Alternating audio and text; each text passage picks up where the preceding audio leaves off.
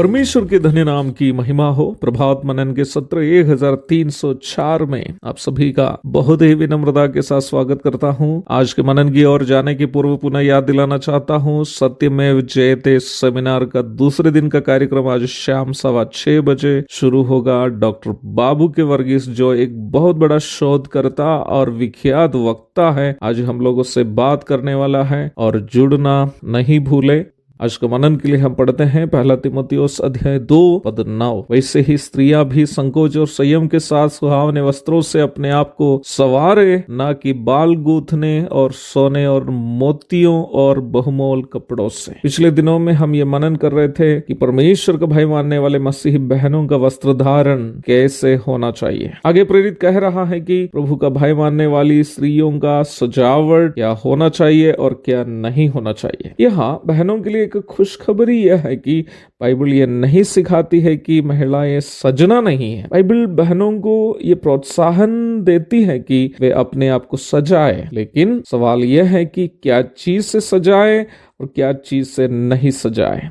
जैसे कि मैंने पूर्व के मननों में बताया कि स्त्री कलीसिया का प्रतिनिधि होने के कारण उनकी बोली, उनका व्यवहार आदि सभी कलीसिया के गुणों को दिखाने वाले होना चाहिए। 9 और 10 पदों में जो बातें बताई गई है उसे इसी परिवेश में समझने से उसमें अंकित बातों को समझना आसान होगा। पौराणिक बाबिलोनी, पेर्शियाई, यूनानी एवं रोमी महिलाएं बाल को सजाने में और सोने, मोतिया और बहुमूल्य कपड़े आदि से अपने आप को संवारने में बहुत अधिक इच्छा करती थी। मिस्री लोग भी सोने के गहनों से अपने आप को सजाने में पीछे नहीं थे। इसकी सूचना हमें बाइबल में भी मिलती है। निर्गमन 12:35। सोने और मोतियों से अपने आप को सजाना और बहुमोल कपड़े पहनना आदि अपनी आर्थिक क्षमता दिखाने का एक माध्यम भी था, और आज भी वैसा ही है। महंगे महंगे कपड़े और सोने और मोतिया और महंगे गहने आदि गरीब लोग तो नहीं पहन पाएंगे ना,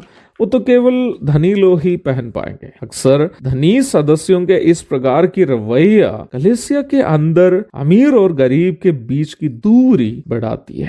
याकूब अध्याय 2:1-5 तक। प्रेरित पौलुस की परिवेश में इसलिए ही सोने और मोतियों से अपने आप को सजाना और महंगे महंगे कपड़े पहनना आदि आत्मिक परिपक्वता का प्रकटीकरण नहीं है। वैसे ही उन दिनों में सोने और मोतियों के गहने विभिन्न देवी देवताओं के प्रतीक में बनाते थे। मिस्रियों से इस्राएलियों को मिले हुए सोने और चांदी के गहने बाद में इस्राएली को मूर्ति पूजा करने का कारण बन गया। निर्गमन की पुस्तक 32 अध्याय 1 से 4 तक के पदों में हम ये देखते हैं। वर्तमान में भी ये प्रथा वैसे ही है। आर्य धर्म के कुछ धार्मिक किताबों के अनुसार सोना अग्नि भगवान का प्रतीक है, जो उनके अनुसार सबको शुद्ध करता है। इसलिए उस धर्म के सदस्यों के अनुसार जो सोने के जेवर पहनते हैं उन्हें अग्नि भगवान शुद्ध करता है। यद्यपि आजकल पहनने वाले सबको इसकी जानकारी भले ही नहीं हो, सच्चाई यह है कि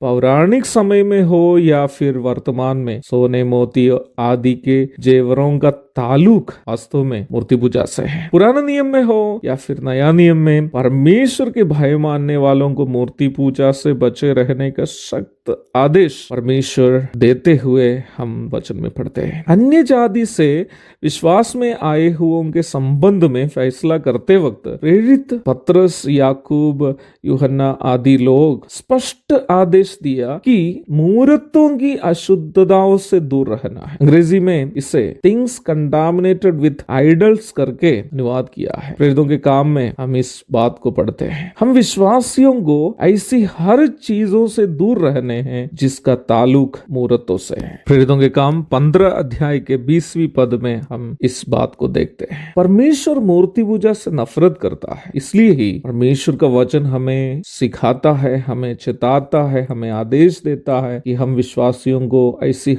हर चीजों से, ऐसे हर कामों से दूर रहने हैं जिसका ताल्लुक मूर्तों से है। मसीही बहनों को ये बात अवश्य समझनी है कि यदि आप अपने जीवन के द्वारा संसार को खुश कराने और संसार से प्रशंसा पाने आदि की कोशिश करेंगी तो आपके जीवन से परमेश्वर कभी भी खुश नहीं होंगे। याकूब 4 की 4 इस संदर्भ में आप पढ़ के देख लीजिएगा। परमेश्वर ऐसे लोगों से नफरत करते हैं जो संसार को आकर्षित करना चाहते हैं, संसार से प्रशंसा की प्रतीक्षा करते हैं, संसार के सामने अपने आप को दिखाते हुए, अपने आप को ऊंचा करते हुए जीना चाहते हैं। ऐसे लोगों से परमेश्वर नफरत करता है। मेरे प्यारो, मैंने प्रारंभ में कहा था, बाइबल मना नहीं करती है कि बहनें सजे। बाइबल कहती है कि बहनों को सजना चाहिए, लेकिन आज समय नहीं है, इसलिए वो बात मैं आज नहीं बताऊंगा। कल आपको बताऊंगा कि हमें क्या चीजों से, विशेषकर मसीह बहनों को क्या चीजों से सजना चाहिए। प्रभु के धन्य नाम की महिमा हो। मारानाथा।